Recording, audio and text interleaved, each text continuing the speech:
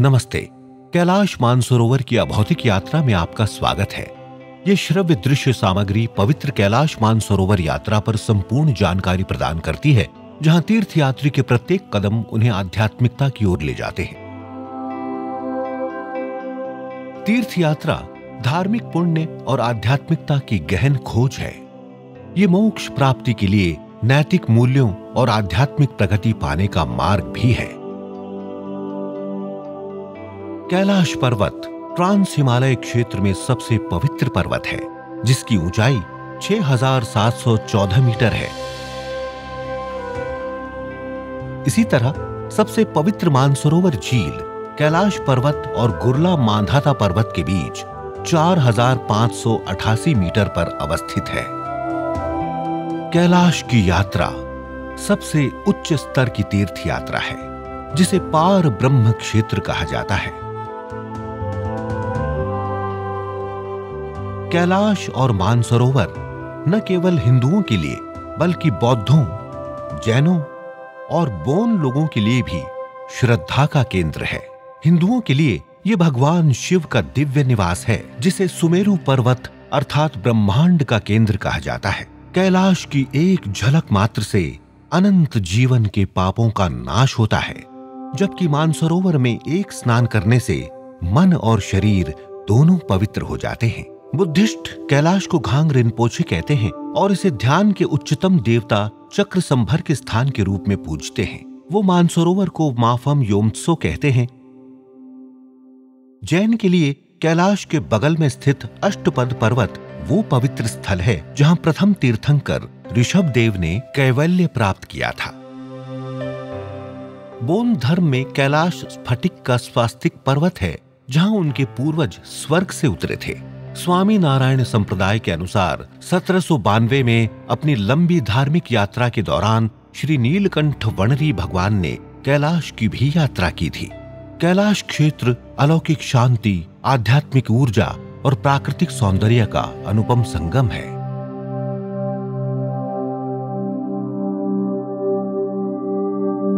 भगवान पशुपतिनाथ की भूमि काठमांडू में आपका स्वागत है।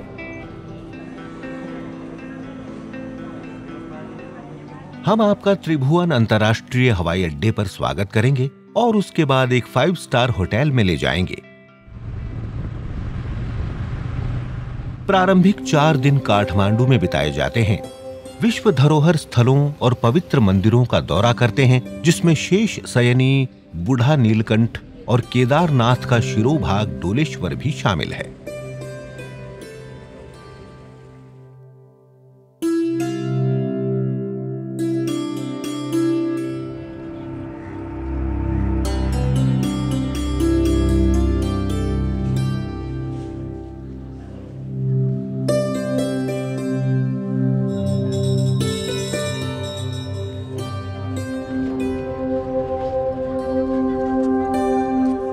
सुख पाप पुण्य दिन राति, साधु असाधु सुजाति कुजाति, दानव देव नीचो और ऊंचू, अमीर तावन माहुर मीचू। अंतिम तैयारियों के लिए विस्तृत यात्रा ब्रीफिंग होगी और यात्रा पर निकलने से पहले श्री पशुपतिनाथ के दर्शन और वहां गुरुकुल के बटुकों द्वारा रुद्राभिषेक पूजा भी की जाएगी। मंगलम भगवान विष्णु मंगलम गरुड़ध्वज मंगलम पुंडरीकाक्ष मंगलायतनम Hari. Which part and quite a few people you can take. This is the one of the place for the ancient. Nepal के माध्यम से कैलाश जाने के 4 मार्ग हैं। प्राचीन सिमिकोट हिल्सा मार्ग कैलाश यात्रा का सबसे छोटा मार्ग है। छोटे विमान और हेलीकॉप्टर का उपयोग सिमिकोट और हिल्सा तक पहुंचने के लिए किया जाता है। ये मार्ग मौसम पर अत्यधिक निर्भर है, इसलिए प्रायः अनिश्चित है। न्यालम होते हुए कैलाश जाने का मार्ग सबसे लोकप्रिय और आसान है। यात्रा काठमांडू से शुरू होती है और कोदारी सीमा से न्यालम तक जाती है। दुर्भाग्यवश ये 2015 के भूकंप के बाद से बंद है और इस साल फिर से खोलने की प्रक्रिया में है। ल्हासा होते हुए कैलाश की यात्रा काठमांडू से ल्हासा हवाई अड्डे तक हवाई जहाज से और बाद में कैलाश तक आरामदायी बस से होती है। उड़ानें कोविड-19 महामारी के बाद से रोक दी गई हैं। आशा है कि उड़ानें जल्द ही फिर से शुरू हो जाएंगी। चौथा और वर्तमान में उपलब्ध मार्ग केरुंग मार्ग है। केरुंग मार्ग के माध्यम से कैलाश तक की यात्रा टिमुरे बॉर्डर तक पासांग लाहमू राजमार्ग से जाती है। कृपया ल्हासा और केरुंगा मार्गों के माध्यम से कैलाश मानसरोवर के अभौतिक दर्शन के लिए हमारे साथ जुड़े रहें।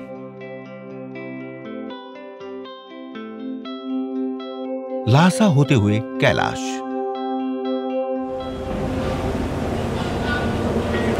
शंभो महादेव देव काकास्वरागेन्द्र चापम कृत्तिवास महादेव देव शिव शंभो महादेव देवेश। सुबह की प्रार्थना के बाद हम हिमालय के ऊपर से काठमांडू से ल्हासा तक की एक मनोरम उड़ान भरते हैं, जिसमें से माउंट एवरेस्ट, गौरी शंकर हिमाल और तिब्बती पठार दिखते हैं। ल्हासा घोंगार हवाई अड्डे में आपका स्वागत है।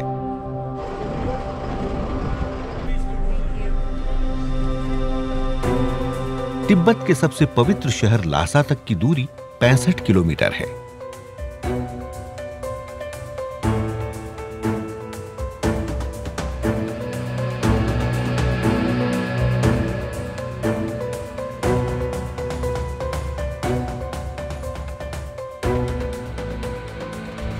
कुछ देर होटल में आराम करने के बाद देवघर, जोखांग और पोताला दरबार की शाम अद्भुत है। जोखांग तिब्बती बौद्ध धर्म, संस्कृति और परंपरा का केंद्र है। ये नेपाली कला और शिल्प से अत्यधिक प्रभावित है, क्योंकि इसे नेपाली राजकुमारी और श्रोनचोंग गोम्पो की रानी भ्रिकुटी द्वारा बनाया गया था। मंदिर शाक्य मुनि बुद्ध को समर्पित है।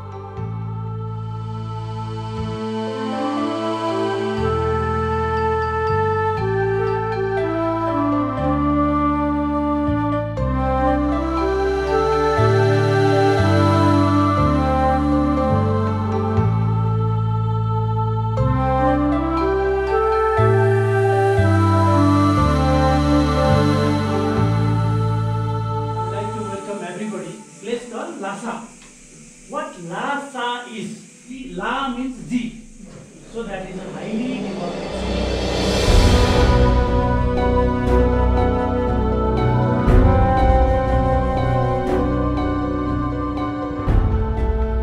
अगले दिन तिब्बत के प्रमुख धर्म गुरु दलाई लामा के शीतकालीन महल विशाल पोताला दरबार का भ्रमण किया जाएगा। 13 मंजिलों वाले इस महल में 1000 से अधिक कमरे, 10,000 चैत्य मंदिर और 2 लाख मूर्तियां हैं।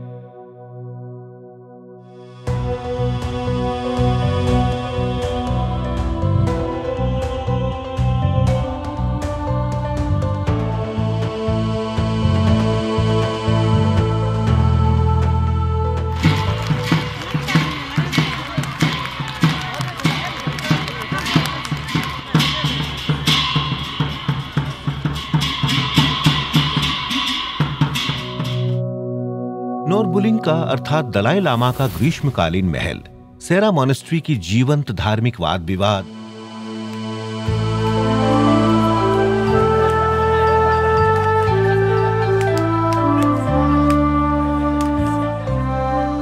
गांदेंग और द्रेपुंग बौद्ध मठ ल्हासा के अन्य आकर्षण हैं। अगले दिन ब्रह्मपुत्र नदी के साथ साथ शिगात्से तक जाते हैं।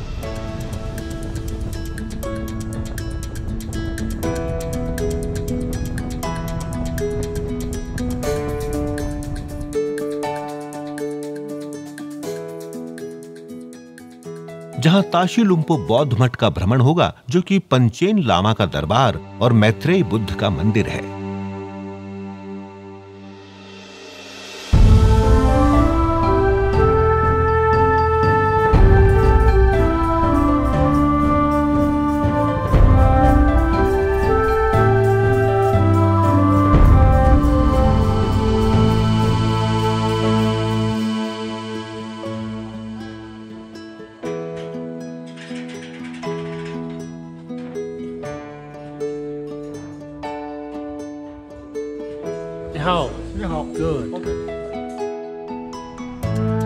शिगात्से से सागा तक की यात्रा तिब्बती पठार के मनोरम दृश्य, घाटियों और ऊंचे दर्रों से होकर जाती है।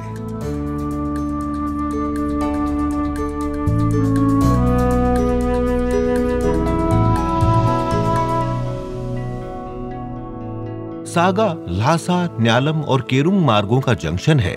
सागा से आगे कैलाश तक का रास्ता एक ही है।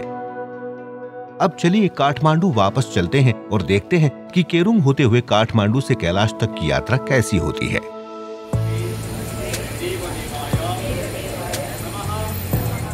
सुबह की प्रार्थना के बाद काठमांडू से टिमुरे तक की ड्राइव शुरू होती है।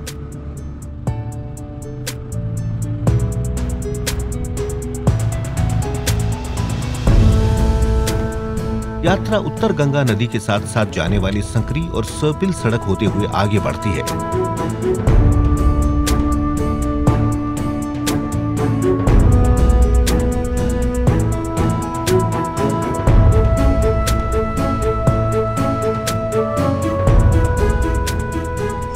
वैकल्पिक रूप से टिमुरे तक हेलीकॉप्टर भी उपलब्ध है।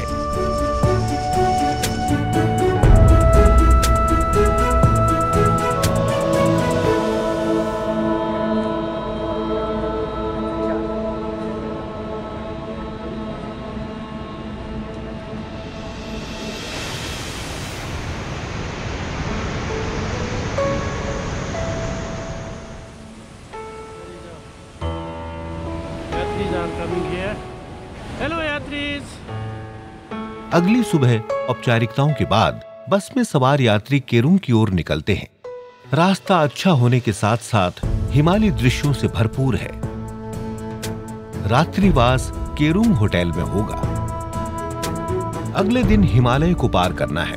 बस यात्रा के सबसे ऊंचे जगह घोंगला पास से होकर सागा जाती है, जिसकी ऊंचाई 5236 मीटर है।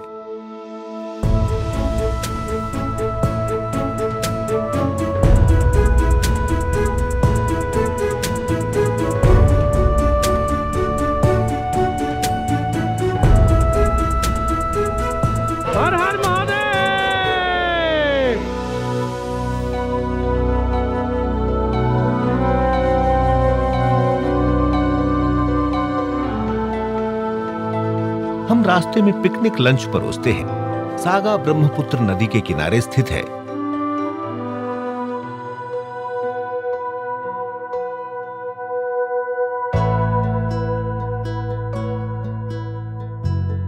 क्या है खाना में? खाना में वो मिक्स्ड वेजिटेबल है और दाल तड़का और आलू paratha. How is the food? अगले दिन एक्लिमेटाइजेशन और आराम के लिए सागा में ही रुकेंगे। शाम को कैलाश परिक्रमा, घोड़ा और पोर्टर का बुकिंग और अन्य सुरक्षा विषय पर चर्चा करने के लिए ब्रीफिंग होगी।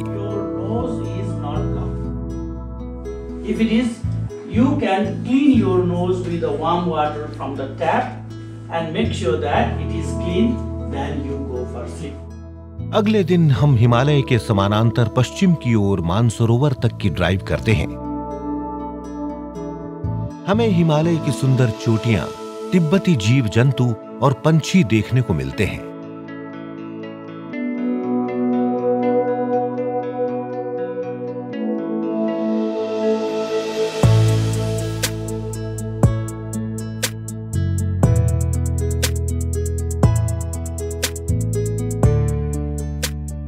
हम ब्रह्मपुत्र नदी की धुन पर रुकेंगे।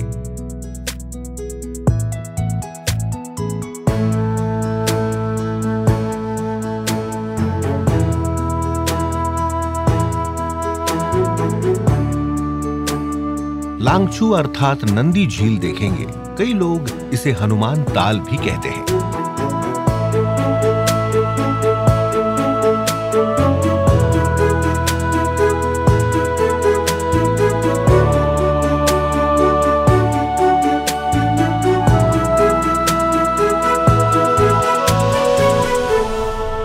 Dear yatris, excited to have a darshan?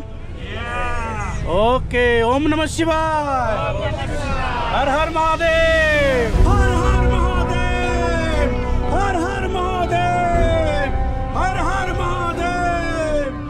अंत में लंबा इंतजार खत्म हो गया है। यहाँ से हम कैलाश का पहली बार दर्शन करेंगे। ओम नमः शिवाय। जी हाँ, वो अलौकिक क्षण आ गया है। हर हर Mahadev.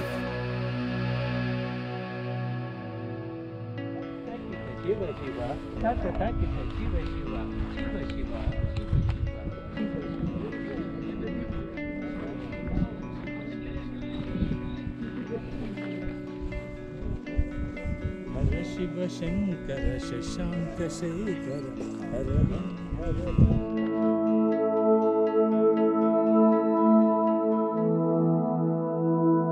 I'm blessed today having darshan of Mansarovar and Kailash. That was my whole life dream to come here. Thank you very much. We are so happy for you. Thank you. We are blessed and overwhelmed, and I tried to bring my wife. I was feeling guilty, last time I couldn't bring her. I brought her this time. I feel like I'm blessed to be here. Yes. It's all because of her. So blessed, so blessed. मान्छेको जिन्दगीमा बिरलै पाइने कुरा हो हामी हिन्दू धर्मावलम्बीको लागि र यो सम्पूर्ण आयोजना यो रमाइलो सम्पूर्ण जसरी सम्भव भयो त्यसको लागि मरी हार्दिक धन्यवाद। मानसरोवर की परिक्रमा कैलाश की पृष्ठभूमि के साथ मानसरोवर के अनुपम दर्शन का अवसर देती है।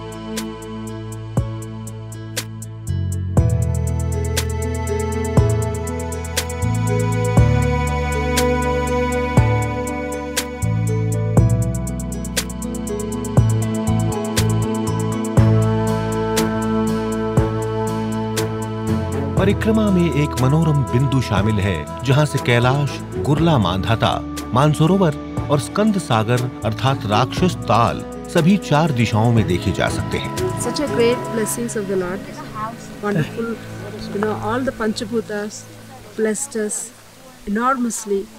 The wind god, sun god, Vayu, Agni, Mother Earth, and our Father beloved Lord Shiva. Such a great opportunity. आज मानसरोवर झील के पश्चिमी किनारे पर चिऊ गुम्पा मठ के पास गेस्ट हाउस में रात्रिवास होगा। अगले दिन मानसरोवर में अनुष्ठानिक स्नान के बाद हवन शुरू होता है। ओम महेश्वराय स्वाहा, ओम संभवे स्वाहा, ओम पिनाकिने स्वाहा, ओम शशिशेखराय स्वाहा।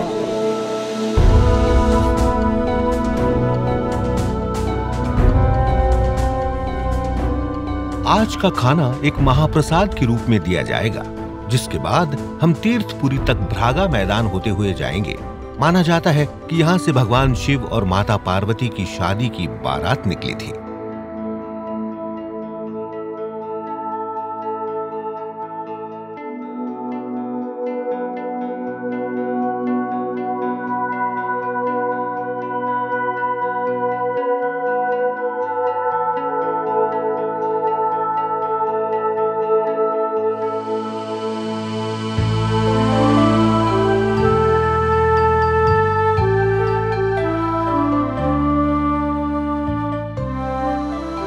तीर्थपुरी, जिसे आदि बद्रीनाथ भी कहा जाता है, ये सतलज नदी के किनारे स्थित है।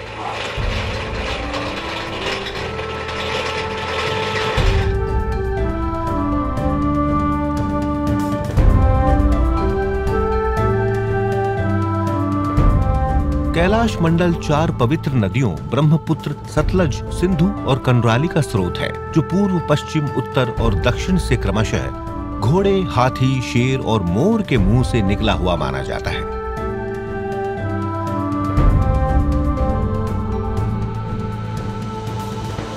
वापसी पर कैलाश के दक्षिणी चेहरे के स्वस्तिक रूप में निकट दर्शन का आनंद मिलता है।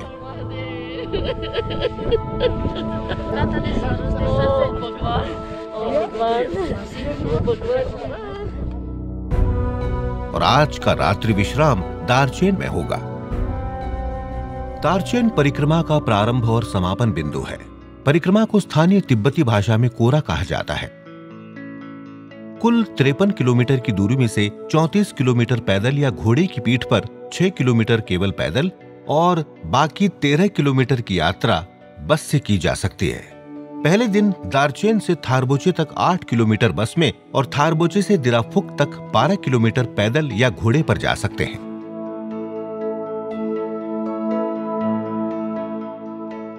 अगले दिन कैलाश हिमनदी की ओर चरण स्पर्श अर्थात कैलाश के पैरों को स्पर्श करने के लिए कुल 7 किलोमीटर की यात्रा तय करनी पड़ती है।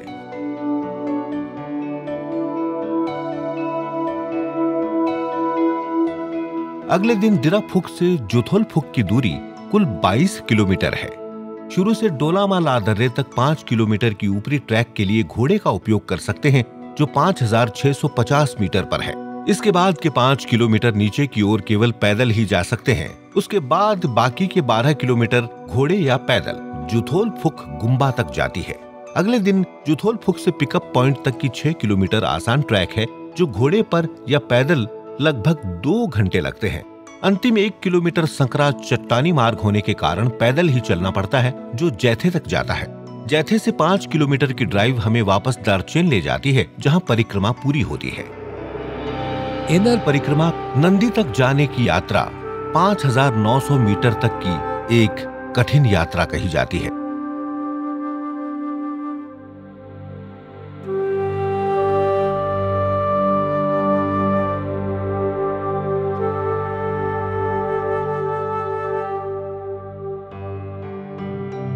दार्चेन से हम पवित्र परिक्रमा शुरू करने के लिए थारबोजे तक बस में जाते हैं, जहां से कैलाश के पश्चिमी मुख महाकाल स्वरूप के दर्शन होंगे। यहां हमें घोड़ा मिल जाएगा, जिसे हमने पहले से ही बुक किया था।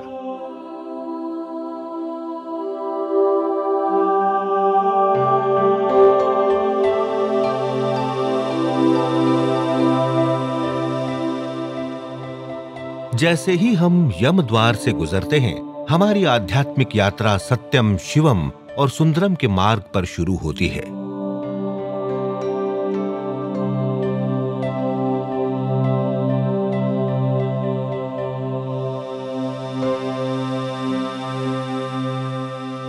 स्थानीय लोगों में कैलाश के प्रति गहरी श्रद्धा है। वो साष्टांग प्रणाम करके परिक्रमा करते हैं, जिसमें 8 से 10 दिन लग जाते हैं।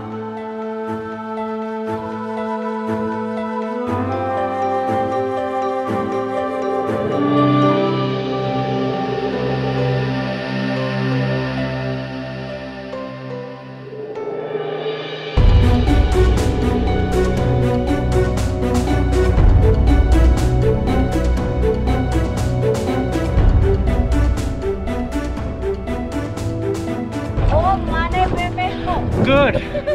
Once more. Shivaya. How are you? Great. How these people are? Oh, fantastic.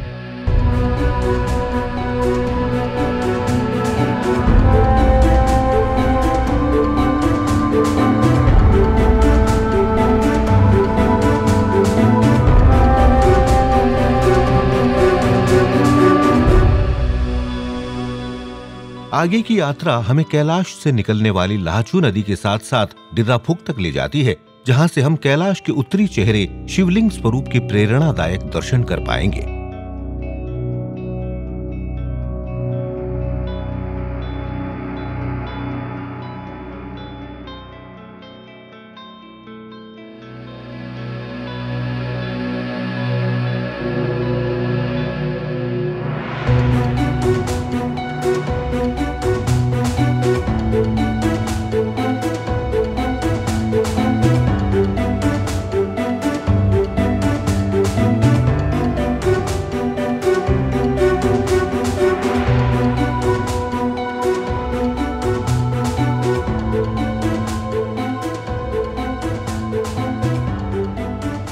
अगले दिन हम चरण स्पर्श के लिए कैलाश ग्लेशियर की ओर बढ़ते हैं, जो कैलाश के पैरों को छूने का एक दिव्य कार्य है।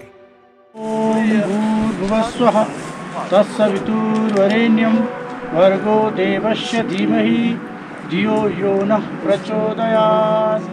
You are individual. You walk in your pace. Don't force. Listen your leg. Listen your body. ओम नमः शिवाय। ओम नमः शिवाय। हर हर महादेव। हर हर महादेव। Thank you. हम 400 मीटर की चढ़ाई और उतराई पर निकलते हैं। चरण स्पर्श के लिए कुल 7 किलोमीटर की यात्रा तय करनी पड़ती है।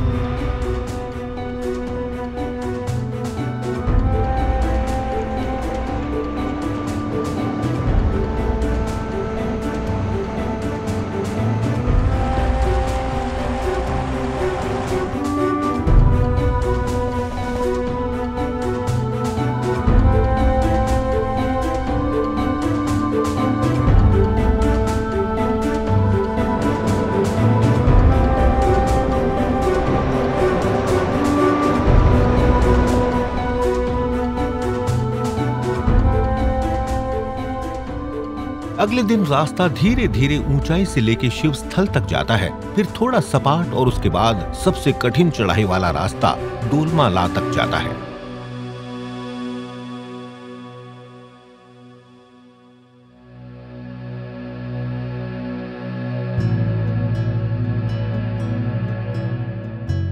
थोड़ा नीचे जाने पर हमें दाहिनी ओर गौरी कुंड दिखाई देगा।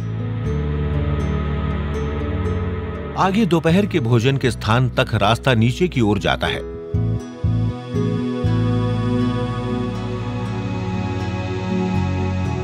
भोजन के बाद हमें लामचू नदी के किनारे जुथुलफुक गुम्पा के रास्ते में कैलाश पूर्वी मोहड़ा और धन्वंतरी पर्वत अर्थात मेडिसिन बुद्ध दिखाई देगा।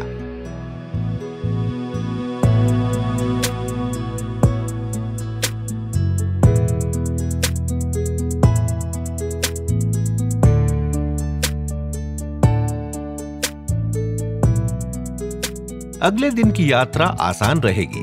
हम जैथे तक ट्रैक करेंगे, जो दारचेन तक जाने के लिए बस का पिकअप पॉइंट है। दारचेन में दोपहर के भोजन के बाद हम सागा वापस चले जाएंगे। सफल यात्रा के बाद अब घर वापस आने का समय आ गया है, तो हम वापस केरुंग की ओर ड्राइव करेंगे।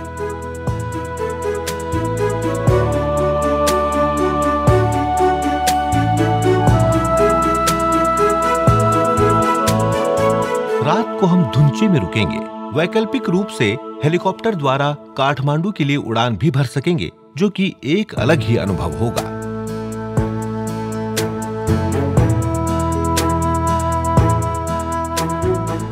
अगले दिन धुंचे से दोपहर के भोजन से पहले काठमांडू लौट आएंगे।